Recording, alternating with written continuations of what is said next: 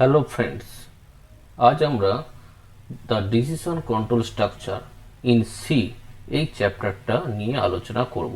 মূলত এই ভিডিওতে আমরা সি স্টেটমেন্ট যে কন্ট্রোল ডিসিশন আছে তার ফার্স্ট পার্ট এই ভিডিওতে আলোচনা করব। Welcome to SP tutorial.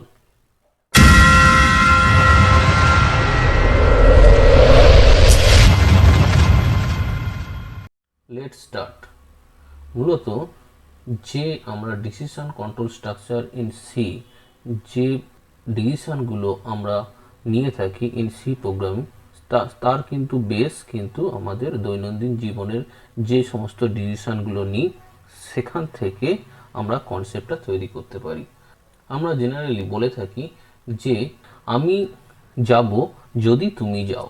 তো এইরকমভাবে আমরা লিখতে পারি I will go if you go, or এটা আমি লিখতে পারি যে আমি নতুন ভিডিও বানাবো যদি তুমি সাবস্ক্রাইব করো। I will make a new video if you subscribe my channel. সুতরাং আমরা বুঝলাম যে দৈনন্দিন জীবনে যে সমস্ত আমরা স্টেটমেন্টগুলো দিই সেগুলোও কিন্তু ডিসিশন কন্ট্রোলের উপর নির্ভরশীল। কেউ যদি যায় তাহলে আমি যাব, মানে আমার যে এক্সিকিউশন অফ ওয়ার্ক, আমি যে যাব সেটা কিন্তু ডিপেন্ড করছে কারো একজনের যাওয়ার উপর, মানে কেউ গেলে তবে আমি যাব। আবার ঠিক একইভাবে আমি নতুন ভিডিও বানাবো যদি তুমি সাবস্ক্রাইব করো, মানে সে যদি সাবস্ক্রাইব করে তখনই কিন্তু আমি নতুন ভিডিও বানাবো। তো এখানে দেখতে পাচ্ছি যে ডিসিশন কন্ট্রোলটা কিন্তু আমাদের দৈনন্দিন জীবনেও ব্যবহার করে থাকি। ঠিক একইভাবে এই যে ডিসিশন, সেই ডিসিশনেও কিন্তু আমরা সি প্রোগ্রামিংয়ে ব্যবহার করে থাকি। তাহলে আমরা কি জানলাম? তাহলে আমরা জানলাম যে ডিসিশন ডিসিশন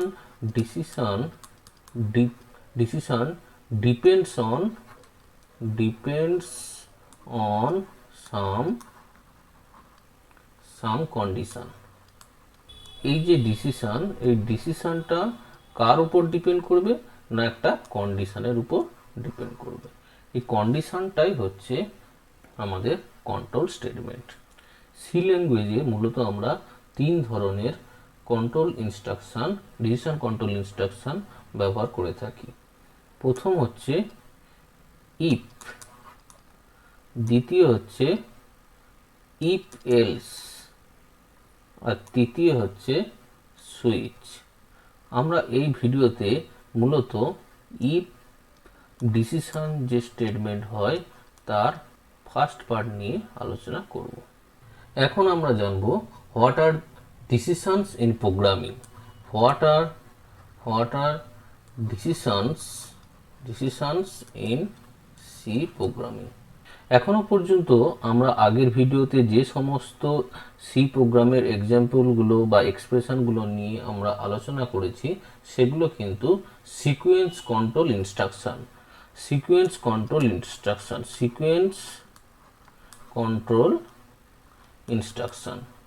তো সিকোয়েন্স কন্ট্রোল ইনস্ট্রাকশনে কি হয়েছে না, আমরা যে স্টেটমেন্টগুলো বা ইনস্ট্রাকশনগুলো পরপর যে অর্ডারে আমরা লিখেছি, যদি স্টেটমেন্ট 1, স্টেটমেন্ট 2, স্টেটমেন্ট 2, আমরা যে অর্ডারে লিখেছি 1, 2, 3, যে অর্ডারে লিখেছি এক্সিকিউশনটাও কিন্তু সেম অর্ডারেই হবে 1, 2, 3। এখানে কিন্তু আমরা কোনো ডিসিশন কন্ট্রোল বা ডিসিশন মেকিং করিনি। তাই এখনো পর্যন্ত আমরা সিকোয়েন্স কন্ট্রোল ইনস্ট্রাকশন নিয়ে আলোচনা করেছি। এখন আমরা ডিসিশন কন্ট্রোল ইনস্ট্রাকশন নিয়ে আলোচনা করব। তাহলে ডিসিশন ইন প্রোগ্রামিং কি? Selection of instructions on the basis of some condition is called decision in C programming. যেটা আমরা আগেই বলেছি যে সাম কন্ডিশনের উপর নির্ভর করে যদি যে আমরা সিলেকশন করি যে একটা সেট অফ ইনস্ট্রাকশনকে, সেটাকেই আমরা বলি ডিসিশন কন্ট্রোল বা ডিসিশন ইন সি প্রোগ্রামিং। এখন আমরা ইফ স্টেটমেন্ট সম্বন্ধে জানব। If statement in C. আমরা যে প্রথমেই বললাম যে যে ডিসিশন কন্ট্রোল ইনস্ট্রাকশন তিন ধরনের হয়, ইফ এলস আর সুইচ। তার মধ্যে ফার্স্ট গুরুত্বপূর্ণ হচ্ছে ইফ স্টেটমেন্ট। ইফ স্টেটমেন্টে কি হয় না, ইফ স্টেটমেন্টে প্রথমেই একটা কন্ডিশন চেক হয়। Before executing the body of the if statement, প্রথমেই কিন্তু কন্ডিশনটা চেক হয়। First check the condition, then execute. General form if স্টেটমেন্টের কিরকম আমাদের দেখতে হয়। জেনারেল ফর্ম হয় ইফ কন্ডিশন থাকবে একটা প্যারেনথেসিসের মধ্যে, তারপরে থাকবে statement 1, statement 2 and so on. তাহলে ইফ স্টেটমেন্টে ইফ হচ্ছে একটা কি কিওয়ার্ড, ইফ কিওয়ার্ড। এই ইফ কিওয়ার্ড দিয়ে কম্পাইলারকে আমরা কি বলছি যে যে যে এই যে স্টেটমেন্টটা, এটা কিন্তু একটা ইফ ডিসিশন কন্ট্রোল স্টেটমেন্ট। সেই স্টেটমেন্ট কন্ডিশনটা আমরা কি করছি, কন্ডিশনটা কিন্তু আমরা একটা প্যারেনথেসিসের মধ্যে লিখছি। এই কন্ডিশনটাই তারপরে ফার্স্ট এক্সিকিউট হবে। এই কন্ডিশনটা এক্সিকিউট হবে। এই কন্ডিশন এক্সিকিউট এর যে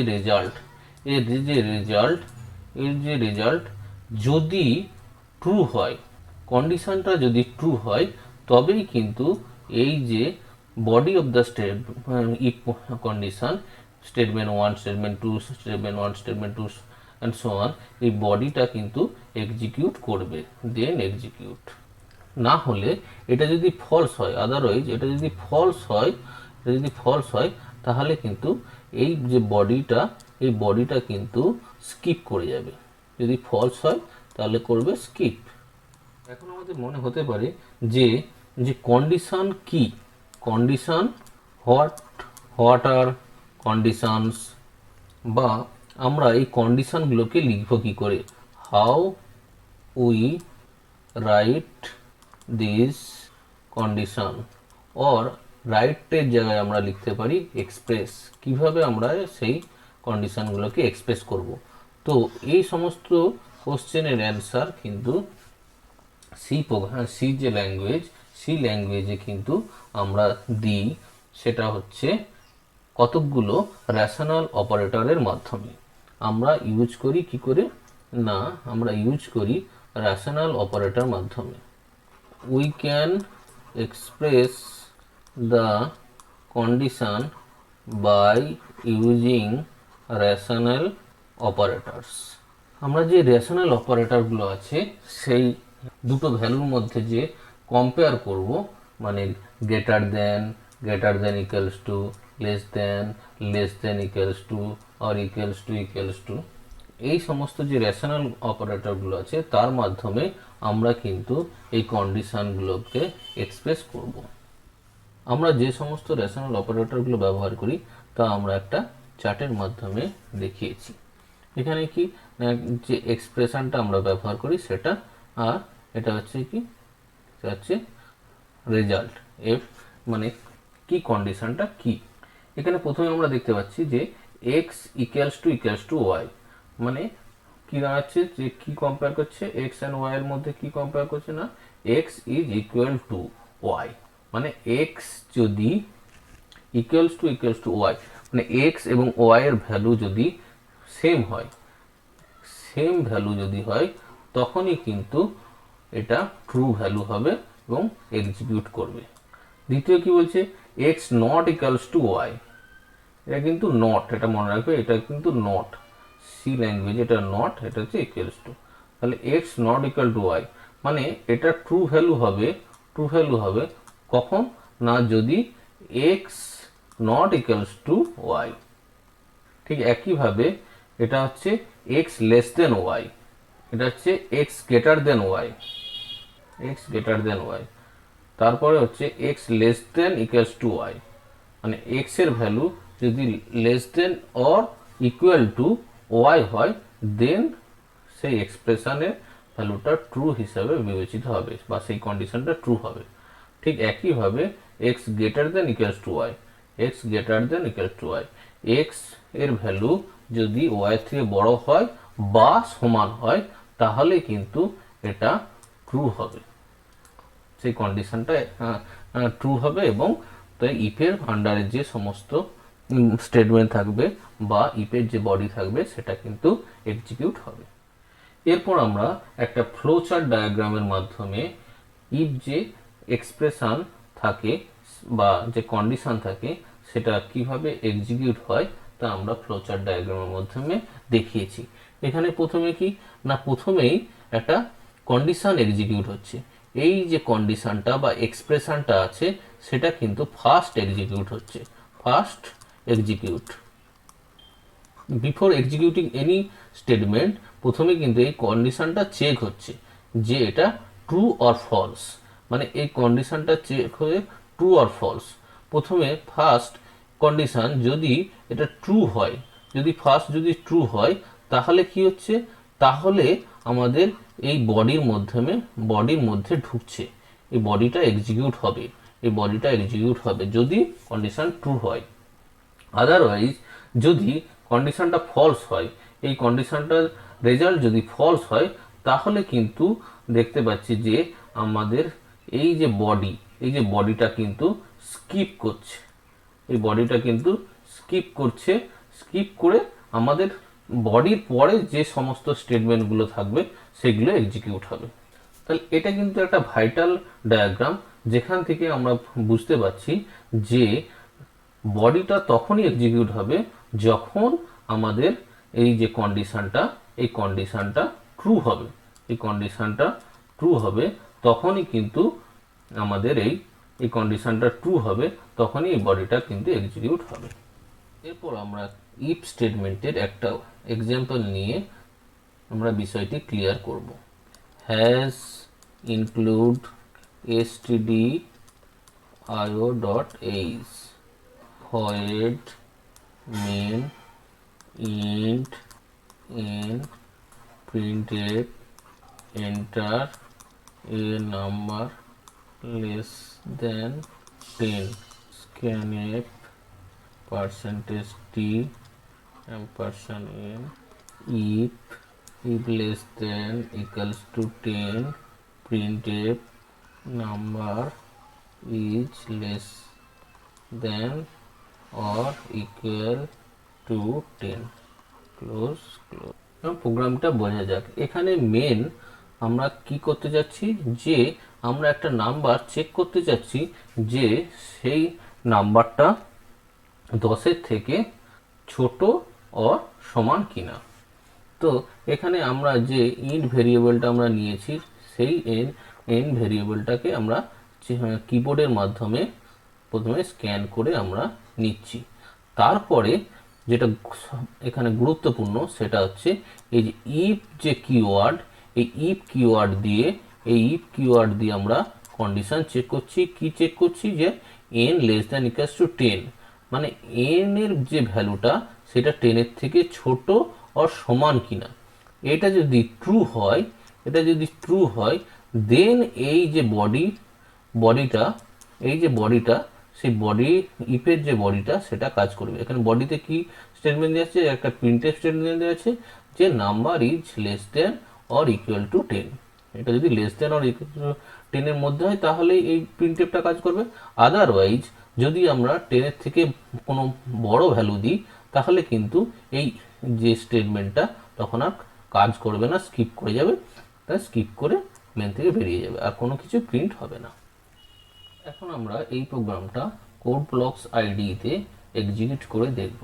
তো আমরা প্রোগ্রামটা লিখে নিয়েছি, তারপরে সেভ করেছি। এখন আমরা প্রোগ্রামটা রান করার আগে কম্পাইল করব। বিল্ডে গিয়ে কম্পাইল কারেন্ট ফাইল করলাম। দেখতে পাচ্ছি যে এখানে কোনো এরর আসেনি। এখন আমরা প্রোগ্রামটিকে রান করব। বিল্ডে গিয়ে রান দ্য প্রোগ্রাম। এখন দেখতে পাচ্ছি যে আমাদের একটা 10-এর কম ভ্যালুযুক্ত নাম্বার চাচ্ছে। সুতরাং আমরা দিলাম 7, তারপরে এন্টার। দেখতে পাচ্ছি যে আমাদের প্রোগ্রামে যে এক্সিকিউটিভ রান হওয়ার পর যে রেজাল্টটা আসলো সেটা দেখতে পাচ্ছি যে number is less than or equals to 10, মানে আমাদের ইফ কন্ডিশনটা কাজ হয়েছে।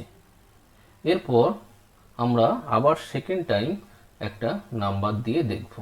আবার বিল্ডে গিয়ে রান করব। এরপর আমরা যেটা দেব n এর ভ্যালু সেটা দেব 10-এর থেকে বেশি, মানে আমরা দিলাম 15, এন্টার। এখন আমরা দেখতে পাচ্ছি যে যে ইফ কন্ডিশনের মধ্যে যে স্টেটমেন্টটা ছিল number is less than or equals to 10, সেটা কিন্তু এখানে এক্সিকিউট হয়নি, স্কিপ করে গেছে। এখানে কোনো রেজাল্টে সেই স্টেটমেন্টটা নেই। আর একটা যদি আমরা নাম্বার দিই, বিল্ডে গিয়ে রান করি, তারপরে আমরা যদি 10 দিই, এখন আমরা দেখতে পাচ্ছি যে ইফের মধ্যে যে কন্ডিশনটা ছিল সেটা এক্সিকিউট করেছে।